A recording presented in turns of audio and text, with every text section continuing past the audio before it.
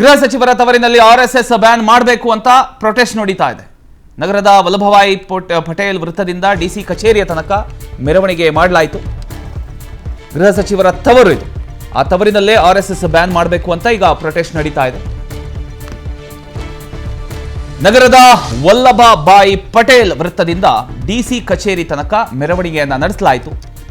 ಕರ್ನಾಟಕ ಕೋಲಿ ಕಬ್ಬಲಿಗ ST ಹೋರಾಟ ಸಮಿತಿ, ಕರ್ನಾಟಕ ರಾಜ್ಯ ದಲಿತ ಸಂಘರ್ಷ ಸಮಿತಿ ನೇತೃತ್ವದಲ್ಲಿ ಈ ಒಂದು ಪ್ರತಿಭಟನೆ ನಡೆಯಿತು.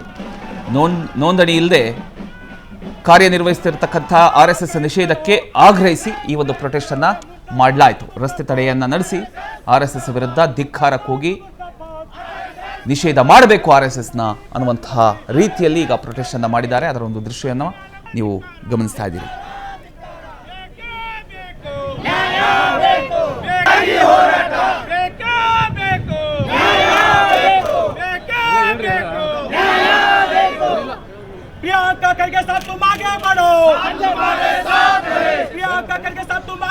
ಇದು ಗೃಹ ಸಚಿವರ ತವರಿನಲ್ಲೇ ಆಗ್ತಿರತಕ್ಕಂಥ ಒಂದು ಪ್ರತಿಭಟನೆ. ಪ್ರಿಯಾಂಕ್ ಖರ್ಗೆ ಅವರ ಒಂದು ತವರು ಕ್ಷೇತ್ರದಲ್ಲೇ ಈ ರೀತಿಯ ಒಂದು ಪ್ರತಿಭಟನೆ ನಡೀತಾ ಇದೆ. ಸಾಕಷ್ಟು ಜನ ಅಲ್ಲಿ ಪ್ರತಿಭಟನೆಯಲ್ಲಿ ಭಾಗವಹಿಸಿದ್ದಾರೆ. ಆರ್ಎಸ್ಎಸ್ನ ಬ್ಯಾನ್ ಮಾಡಬೇಕು ಅನ್ನುವಂಥ ಉದ್ದೇಶ ಇಟ್ಕೊಂಡು ಈಗ ಪ್ರತಿಭಟನೆ ಮಾಡ್ತಾ ಇದ್ದಾರೆ. ಅದರ ಜೊತೆಗೆ ರಸ್ತೆ ತಡೆಯನ್ನು ನಡೆಸಿ ಮೆರವಣಿಗೆಯನ್ನು ಕೂಡ ಮಾಡ್ತಾ ಇದ್ದಾರೆ.